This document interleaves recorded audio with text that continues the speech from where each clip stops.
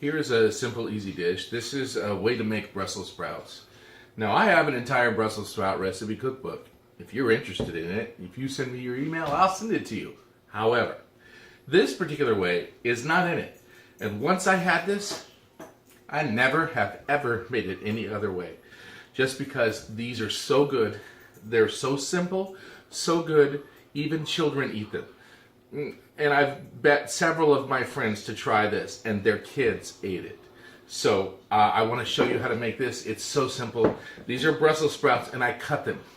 I cut them in half right through the stem, so there's a flat side and a round side. I don't know if I can hold that. Round side, flat side, and the stem is right there, so it holds it all together. Now, all I'm going to do is I'm going to put a little bit of oil in here. In this case, it's canola oil. Salt and pepper. That's all, okay? And I have a cookie sheet here that's prepared. I use foil so I don't have to clean them. But it's just foil with a little bit of spray oil on it. And I'm going to toss these like this, just real quick to make sure the whole thing gets covered in oil. And then I'm going to place them on the cookie sheet cut side down. And what's going to happen when you put them cut side down is that cut side down at the bottom is going to caramelize beautiful like a grilled onion. It's going to get golden brown. And let me tell you something. The sugar comes out of these and it is to die for. I mean, sometimes Brussels sprouts can be kind of bitter and scare even adults off. But this right here, they're so sweet. And all I got to do is put them cut side down like this and put them in the oven. And I can't tell you how long to bake them. I do it if they're small, 350. If they're larger, 375. And anywhere between 25 and 35 minutes. But really what you do is you open up the oven and you flip one of them up and look. And if it's brown underneath, not barely yellow, but brown, if it's nice golden brown underneath, they're done. Pull them out, the fork will stick in them really simple, and you serve them. They are so easy. And I will show you in just a little bit when they come out of the oven how easy they actually are. Okay, I'll be back. Okay, here's another dish that I'd like to show you. This is a kind of a little sidetrack on traditional cauliflower. What I'm going to do with this is I'm going to mash it. So I have in here, I'm going to say that looks like about 4 cups of chicken stock. If you're going to use the stuff out of the box, use 50-50 chicken stock and water. If you're going to make it out of base, go really light. This is just barely flavored chicken stock. And to this chicken stock, I'm going to add 1 sprig, that is a sprig of rosemary in the water. And then I'm going to put the cut cauliflower, I don't know if you can see that, there you go. Cut cauliflower in there, and then I'm going to put another sprig on top. Just like that. And then I'm going to cover it, steam it, and then once it's really, really soft, I'll take it out and I'll just mash it with some of the little flecks of rosemary in it. It's going to substitute this for mashed potatoes. Mashed potatoes aren't really that healthy. They're healthy for the soul, but not healthy for the tummy, kind of thing. Anyway, this is a nice little sideways venture for cauliflower. Kind of makes you not miss mashed potatoes because they kind of have that same consistency without all that heavy starch and no nutrition of potatoes. So, I'll show it to you in just a little bit. Thanks. All right, so tonight's main course is meatballs. And meatballs are one of those things that's really underutilized. Depending on what you put inside the meatball for additions, you can kind of change them from flavor. If you go with garlic and Parmesan cheese, you have Italian meatballs. And if you kind of go with like barbecue rib spice and maybe some onions, and then cook them with barbecue sauce, you might have an American style meatball. You could go with grilled mushrooms and grilled onions diced up really small, and then go with a mushroom gravy and have kind of a Swedish meatball thing. These tonight are going to be an Asian meatball. Asian meatballs are really simple to make. It's kind of a nice little flair. These are made with turkey meat, and I'll explain in just a second. But before we get into that, I want to talk to you about this. Now, this is a piece of ginger root. I talked before about grating it. What I use to grate it is one of these. It's one of those little rasp things. Now, I keep mine in the freezer because I don't use ginger so much, and it rots before I get to it to use the whole thing. You don't have to keep it in the freezer. This technique works equally well with it's not frozen, but you got to peel the skin off. And everybody wants to use a knife when they go to ginger. It is not what you use. Use the edge of a spoon. And if you can see that, it just peeled it perfectly clean with the edge of a spoon. And that fast. It's not something that you really have to worry about. With a knife, it's a lot harder. You're cutting it and scraping it. And you get these chunks, which aren't so good. Next step, though, is one of these things. And you just kind of grate it. And there it is, just like that. There's a whole tablespoon of this stuff, just like that. And it's fine. It's the, you know, there's no like little chunks. So later on you won't be biting into this piece of ginger and going, whoa, what was that? Say, for Asian meatballs, now what I have in here is I have some chopped garlic really fine. And I have the ginger also really fine. And some cilantro chopped fine with some breadcrumbs, a little bit of soy sauce, and some 5-spice seasoning. To this I'm adding turkey meat. Now turkey meat is a lot wetter than beef or pork. So if you're going to use turkey meat, you don't need to put an egg in this to bind it. Now if you're going to use beef and maybe pork, you'll probably have to use an egg in there to make it all stick together. But turkey and chicken both are so wet that if I put an egg in here, I'd have to put an entire pound of breadcrumbs to make them stick together, and then I'd be having little meat flavored bread balls instead of meatballs. But I'm just going to mix this together like this and get it kind of all together and mixed in with my hands. And then I'm going to, let me put that out of the way, make a few meatballs, put them on. I put them in the cookie sheet.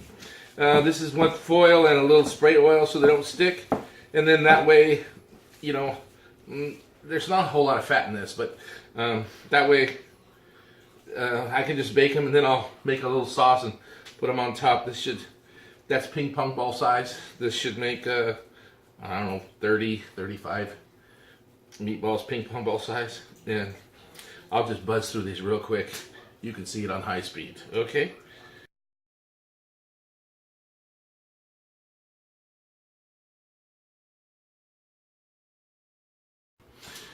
Okay, so I finished my meatballs. I lied. There's only about 17 or 18 of them.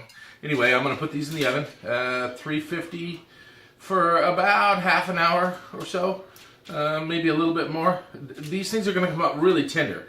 So if you'd like to add them to a big sauce or something, this is probably not the way you want to do them. You probably want to pan fry them and get a good hard skin on the outside. These are going to kind of be melt in your mouth. They'll break apart really easily, so you'd be kind of challenged to put them in a sauce or in a stir fry after. But on top, it's a really easy thing, and you know, people think you're really good when you make a very tender meatball. That's what these are. And I'm going to put these in the oven, say 30, 35 minutes, and when they're cooked all the way through, they turn brown, so you can see when they're cooked all the way through. I'll bring them out and do the rest of it. All right, for this next dish is going to be a coleslaw. Now, I always make my own dressings. If you want to buy coleslaw dressing, you can, but really, come on. Really what coleslaw dressing is mayonnaise, sugar, and a little bit of water. If you like a little bit of edge to it, perhaps you could do some, I don't know, a little splash of vinegar or something. What I like to do in mine, so that's about a quarter cup of mayonnaise, and I'm going to put into that that's about 2 tablespoons of sugar. And I like a little bit of sriracha in mine just to give it a taste, and that's just a little tiny squirt. I don't like burn in my mouth, but a little flavor, you know, with sriracha is not so bad. And the other thing that I have to add is just a little bit of water to thin it down. You don't need a whole lot. That's about, I'll put about a tablespoon. Okay, and then I'm going to whisk this up and check it for flavors. I'll put a little salt and pepper in it too, but I want to whisk it up first. And then I'll just mix it all in. Now I'm doing an Asian style one tonight, dinner, so this coleslaw is gonna not be too American, like with pineapple or poppy seeds or you know, all kinds of things that you can add to coleslaw. I want to do it just a little more water. I mean, just a splash, and that's it. Give that a taste. Just a little more sweetener. And that's it. Then I'll stir this in. Now what I'm going to do with mine, I bought it in a bag just because I needed to hurry. This is coleslaw sliced in a bag. I also like to take this stuff and stir fry it because it's kind of pretty good stir fry. And to that I'm also going to add a little cilantro. Not a whole lot. And then just stir. That's all I'm going to do, stir. And I'll just keep stirring until it's covered. And then I'll put it, coated, I should say, not covered. Coated. And that didn't look like a lot. Still looks kind of dry, but you don't have to have a whole lot of dressing on these things, because what happens is the lettuce, or in this case the cabbage, starts to break down and release its liquid. And then pretty soon it's all coated. So here I am right now, and I just keep stirring, and it just starts to get coated all over. And so anytime in doubt, you can always make a little bit more and add to it if you have to, but I get kind of used to doing this, and I don't really very often have to add more unless I have unexpected guests, and then I have to add more of everything. So let me taste that, see how that is. It's absolutely perfect, and it'll go really well with tonight's dinner. So that's that, and I'll be back in a minute.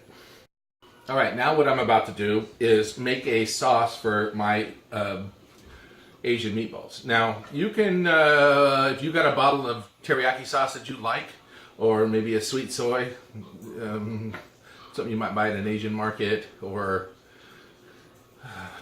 General Chow's stuff that you found at some restaurant or something, by all means use it. If you like any one of those things, go ahead and use it. This is Asian style, so you can do it.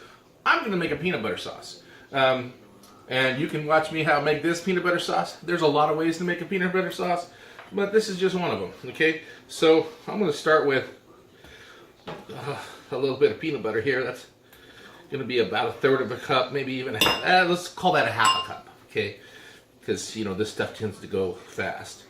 And then with that, I'm going to add, probably about half that in mayonnaise, okay? Trust me, it's kind of like a salad dressing. Okay, so I'm going to put in about 1/4 cup of mayonnaise. And remember, you're not eating this, it's a dipping sauce, so you probably won't even have more than a tablespoon of it, or 2, depending on who you are. And then a little splash of soy. Not a lot. I'm going to guess that's about 2 tablespoons.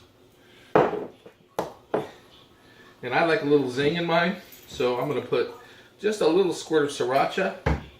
And the other thing I'm going to put into here is just a splash, about the same amount. I'm going to call it 1 tablespoon of rice wine vinegar. Okay, now I'm going to start with a spoon and mix it around until it starts to thin down, and then I'm going to switch to a whisk, and then I'll taste it. It may need a little bit of water to thin it down, but okay, and that's pretty good. We'll go with the whisk now.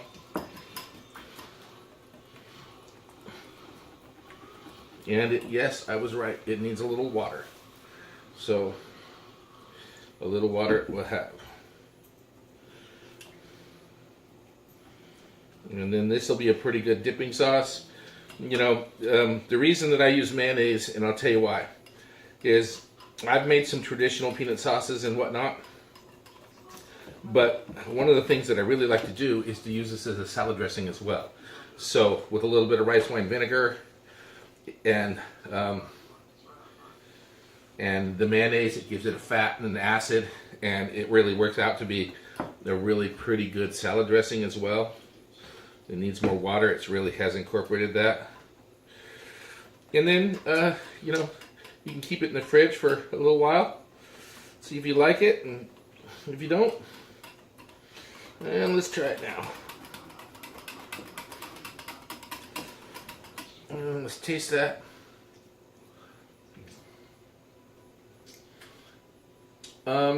Okay, a little more pepper. and a little more splash of rice wine vinegar, and it will be perfect. That's it. Coolio. And that's all she wrote. All right. Here we go. This is the mashed cauliflower. Now, I cut this earlier and I steamed it. You can see the steam coming out of it. And you can see the fork goes in it just really tender-like. Now, I'm going to take these out of here. There's the sprig of rosemary. And I'm just going to dump them in a bowl. Just like that. Now, you totally could be fine with it just like this. However, I'm going to take a potato masher and I'm going to go at it.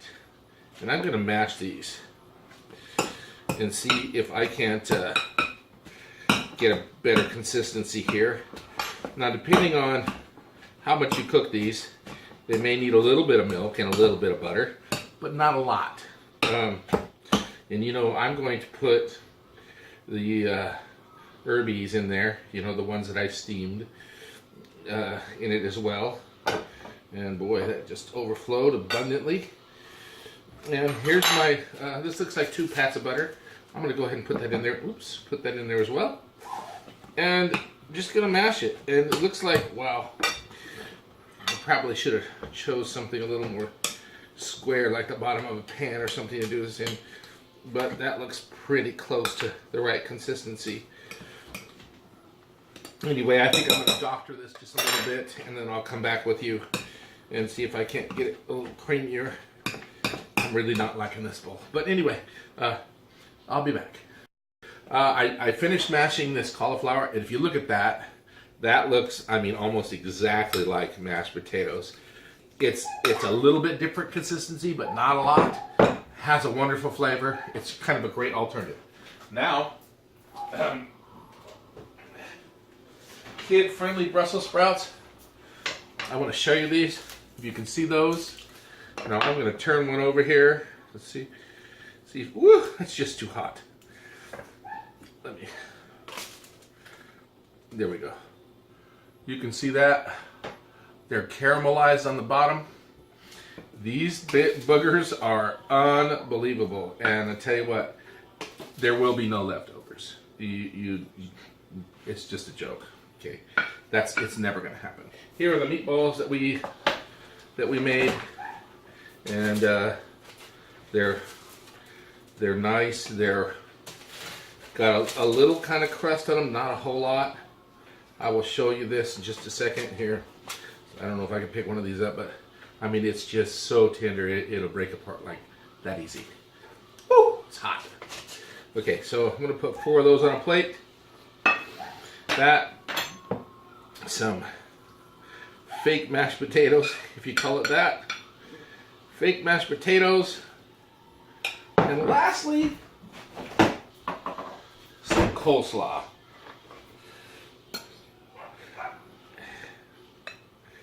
And that's what's for dinner tonight. I urge you to try this. It's really a wonderful dish. Gotta grab the sauce. Don't forget the sauce. I urge you to try this. It's such a wonderful, different kind of take on something, and relatively healthy. I mean, you don't have much starch. There's the plate right there, and I'll take some pictures and post them as well. But thank you for watching. If you enjoy this and want to see more videos, please like my page or subscribe, and I'll send you out more. Thanks a lot for watching. And remember, your favorite flavor, you haven't tasted yet.